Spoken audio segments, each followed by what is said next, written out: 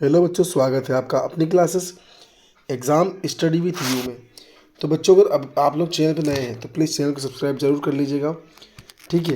अभी तक हम लोगों ने जो है भूगोल विषय के चैप्टर 3 जो है कंप्लीट कर चुके हैं। उसके पहले में जो है लगभग आपका भूगोल विषय जो पूरा करवा चुका हूँ, एनसीईआरटी बेस्ड जो कंपटीशन एग्जाम में आता है।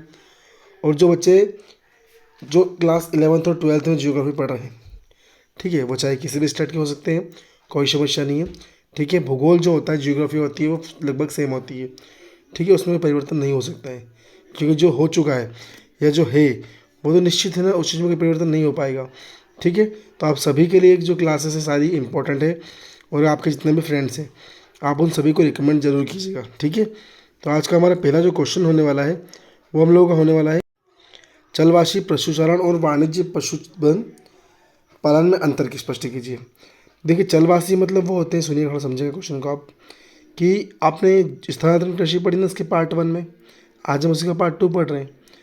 तो जैसे स्थानांतरण कृषि हम लोग करते थे ना, मतलब जो करते थे हम लोग पूर्वज वगैरह, जो भी करते हैं आज भी करते हैं वैसे कि, ठीक है, मेघालय, मिजोरम, त्रिपुरा वगैरह यहाँ के लोग करते हैं। 3 से 5 साल तक किसी एक जगह पर खेती करते हैं वो लोग, उसके बाद उस जगह को छोड़ के वो लोग चले जाते हैं। तो जगह को साफ करने के लिए वो क्या करते हैं बताएं, पशुओं का इस्तेमाल करते हैं।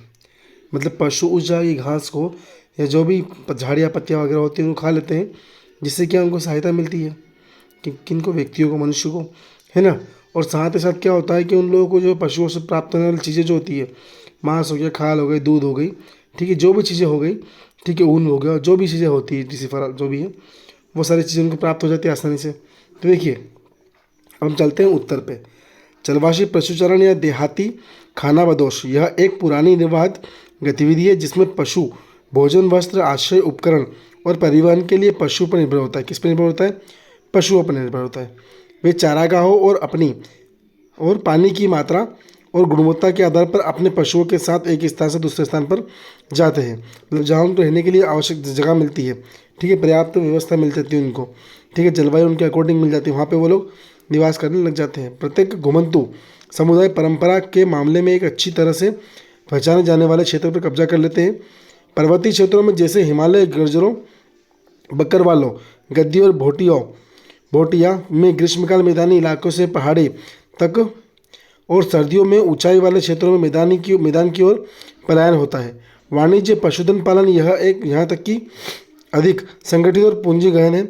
वाणिज्य पशुपालन अनिवार्य रूप से पश्चिमी संस्कृति के साथ अधिक संगठित और पूंजी गहन है, ठीक है, जुड़ा हुआ है, और साथ ही खेत पर अभ्यास किया जाता है। किस पर? खेती पर अभ्यास किया जाता है। ये बड़े खेत बड़े क्षेत्रों क्या को कवर करते हैं और कई पार्सल को विभाजित होते हैं, मतलब अलग अलग भागों में इस जो है बटे होते हैं, विभाजित होते हैं, है ना। इन्हें चाराई को विनियमित करने के लिए फेंस किया जाता है, ठीक है, उनको बांट लिया जाता है। भेड़, मवेशियों, बकरी और घोड़े महत्वपूर्ण जानवर होते हैं इन लोगों के लिए। पहाड़ी क्षेत्र है, पहाड़ी क्षेत्र में लोग देखते हैं भेड़, मवेशी, बकरी और घोड़े अधिकांश मात्रा में देखने को मिलते हैं। पशुपालन में जानवरों का पालन एक वैज्ञानिक आधार पर आयोजित किया जाता है। मुख्य जोर पशुओं के प्रजनन, आनुवंशिक सुधार, रोग नियंत्रण और स्वास्थ्य देखभाल पर किया जाता है। ठीक है। आप लोगों को मैंने पहले ही हर एक चीज़ क्लियर कर दी इसकी क्वेश्चन की। तो देखिए, अब हमारा जो है सेकंड क्वेश्चन जो होने वाला है, वो सेकंड क्वेश्चन हम लोग क्या बोल रहा है कि रोपण कृषि की मुख्य विशेषता बतलाइए एवं भिन्न भिन्न देशों में उगाए जाने वाली कुछ प्रमुख रोपण फसलों के नाम बतलाइए।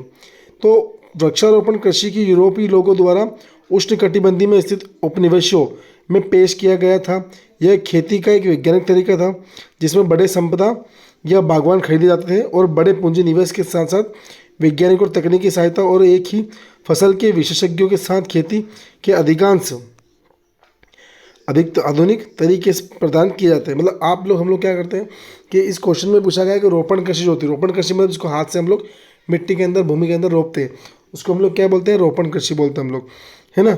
देखिए, प्रत्येक जैसे यूरोप का हम लोग हमने पढ़ा भी, ठीक है, उन्होंने क्या है जो है काफ़ी अधिक मात्रा में बागवान खरीदे और बागान में क्या है उच्च कोटि की विशेषज्ञों द्वारा जो उत्तम किस्म के बीज वगैरह मंगवाए, उनका वो लोग बुआई कर रहे हैं, उनकी मतलब रोपण करेंगे वो लोग, है ना। अब देखते हैं हम लोग आगे पढ़ते हैं, आगे क्या बोल रहा है। आधुनिक तरीके प्रदान किए जाते हैं। रोपण की कुछ महत्वपूर्ण फसलें चाय, कॉफ़ी, कोक, रबड़, कपास, तेल, हथेली, गन्ना, केले और अनानास है। वृक्षारोपण कृषि की विशिष्ट विशेषता है। बड़ा इलाका या वृक्षारोपण, ज़्यादा पूंजी निवेश, प्रबंधकीय और तकनीकी सहायता, खेती की वैज्ञानिक विधियाँ, एकल फसल विशेषज्ञता, समस्त श्रम परिवहन की एक अच्छी प्रणाली जो उत्पादकों के निर्यात के लिए कारखानों और बाजारों से संपदा को जोड़ती है। फ्रांसीसी में पश्चिमी अफ्रीका में कोको और काफ़ी बागानों की स्थापना की। ब्रिटिशों ने भारत और श्रीलंका में बड़े चाय बागानों, मलेशिया में रबड़ के बागानों और पश्चिम के यूरोप में गन्ने और केले के बागानों की स्थापना की। स्पेन और अमेरिकियों ने फिलीपींस में नारियल और गन्ने के बागानों में भारी निवेश किया है। डचों का इंडोनेशिया में एक बार गन्ने के बागान पर अधिकार था। ब्राज़ील में कुछ काफ़ी बड़े बागान अभी भी यूरोपीय लोगों द्वारा प्रबंधित किए जाते हैं। ठीक है, इनको आप पढ़ लीजिएगा पॉइंट बना के।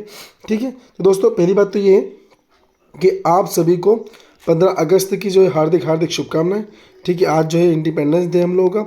ठीक है, और ध्यान रखिएगा आज ही के दिन जो है हमारा देश आज़ाद हुआ था और आज हम जो है 78 मतलब 78 जो है हम लोगों का वो स्वतंत्रता दिवस मना रहे हैं। तो आपको और आपके पूरे परिवार को एग्ज़ाम स्टडी विथ यू, ठीक है, फैमिली की ओर से, परिवार की ओर से हार्दिक शुभकामनाएं। ठीक है, थैंक यू सो मच। और हाँ, क्लास पसंद आ रही हो तो प्लीज़ क्लास को लाइक कीजिएगा और चैनल को सब्सक्राइब करना ना भूलिएगा आप लोग। Thank you so